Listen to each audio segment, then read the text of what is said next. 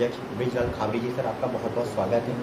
धन्यवाद सर पहला सवाल तो हम ये करेंगे, उत्तर प्रदेश जो भीषण गर्मी की चपेट में है और बिजली आपूर्ति को लेकर के हर जगह पर त्राहिमाम मची हुई है पूरे प्रदेश भर में चौतरफा, और ऊर्जा मंत्री जी के द्वारा 24 घंटे बिजली देने की जो बात कही जा रही है वो कहीं ना कहीं उतनी खरा धरातल पे नहीं उतर पा रहे हैं। पूरे उत्तर प्रदेश में बिजली संकट जोरों पे चला है, जिसको लेकर के आम आदमी पार्टी ने 26 जून से लेकर के बिजली खोलो अभियान की भी शुरुआत कर दी है। इस पर आपकी क्या प्रतिक्रिया है? देखिए, भारतीय जनता पार्टी की चाहे सरकार हो चाहे सरकार के मंत्री, ये जुमलेबाजी के अलावा दूसरा इनका काम नहीं है। वो 24 घंटे शहर में और 18 घंटे देहात की बात कर रहे थे, और आज भी कह रहे हैं, लगातार कह रहे हैं। ग्रामीण क्षेत्र में बिजली का जो हाल है वो तो देखते ही बनता है, लेकिन शहरी क्षेत्र में भी इतना बुरा हाल है कि देखते बनता है। झूठ के अलावा इनके पास कुछ है नहीं। बिजली की जो समस्या है वो पूरे प्रदेश में हर जिले में, और सरकार चारों तरफ से फेल है।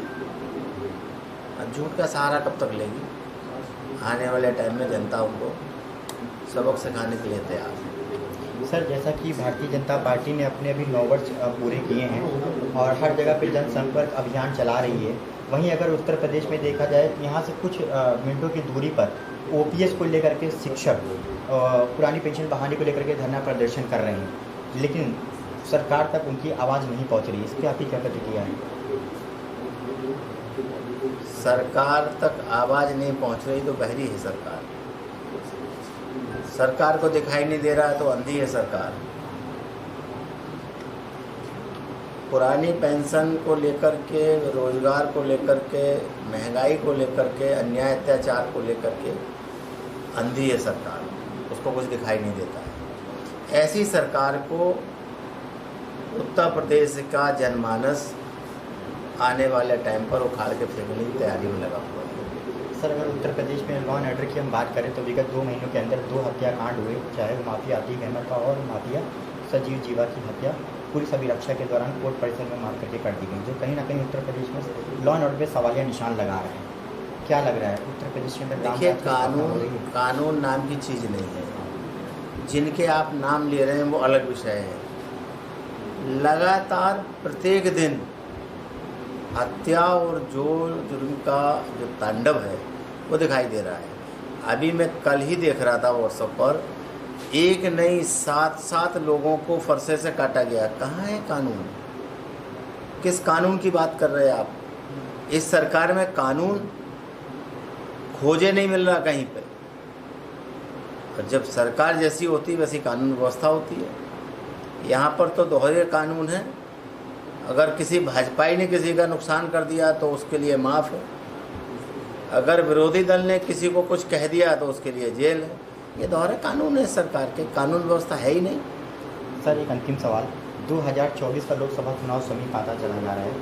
विपक्षी पार्टियों ने एकजुट होकर की तैयारी कर ली है, लेकिन वहीं पर अगर देखा जाए तो कांग्रेस की पार्टी की तरफ से भी कुछ ऐसा कोई चेहरा उभर करके सामने नहीं आया जिसके बेसिस पर आगे लोकसभा का चुनाव लड़ा जा सकता है। क्या इस बार भी आपके यहाँ पर बिना चेहरे के इलेक्शन लड़ा जाएगा? क्योंकि अभी कर्नाटक की अगर स्थिति देखी जाए तो मुख्यमंत्री पद को लेकर के काफ़ी तनातनी आपसी पार्टी में दिखाई दी है।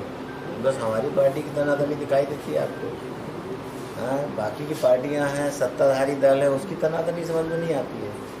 हमारे यहाँ कोई तनातनी नहीं है। यहाँ पर सौहार्दपूर्ण वातावरण में सारे कार्यक्रम चल रहे हैं, चाहे देश के हों चाहे प्रदेश के हों। और जहाँ तक सवाल 2024 का है, चुनाव लड़ा जाएगा। चुनाव के बाद चेहरे आते हैं। अगर चेहरों पर चुनाव होता तो मोदी का चेहरा पहले क्यों नहीं बनाया गया था? चेहरे पे चुनाव नहीं, नीतियों पे चुनाव होंगे। देश की ज़रूरतों को ध्यान में रख कर के चुनाव होते हैं। आज महंगाई चरम सीमा पे है, बेरोजगारी चरम सीमा पे है, शिक्षा, सड़क, स्वास्थ्य देखने को नहीं मिल रहा है। स्वास्थ्य की कितनी हालत ख़राब है। अस्पतालों में आदमी पड़े हैं, भगवान भरोसे पड़े हैं। शिक्षा नाम की चीज़ नहीं है। इन तमाम मुद्दों को लेकर के चुनाव लड़े जाते हैं।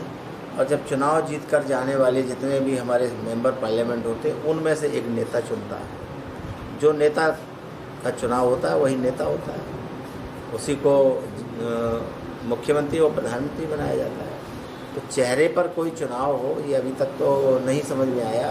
कहाँ से आपने पूछा है आप ही जान सकते हैं। लेकिन चुनाव 24 का कांग्रेस पार्टी बड़ी दमदारी के साथ लड़ेगी और ऐसे रिजल्ट लेके आएगी जिससे इस देश को बचाया जा सके। सर, आपने इतना में समय दिया उसके लिए बहुत बहुत धन्यवाद। ये थे कांग्रेस पार्टी के वरिष्ठ नेता और प्रदेश अध्यक्ष वीरलाल धापी जी, जिनसे हमने 2024 की चुनावी रणनीति को लेकर के उनसे हमने सवाल किए और क्या रणनीति है कांग्रेस पार्टी की, उन्होंने हमसे साझा किया। कैमरा मैन उमंग साहब, अविनाश वर्मा, पब्लिक लाइव।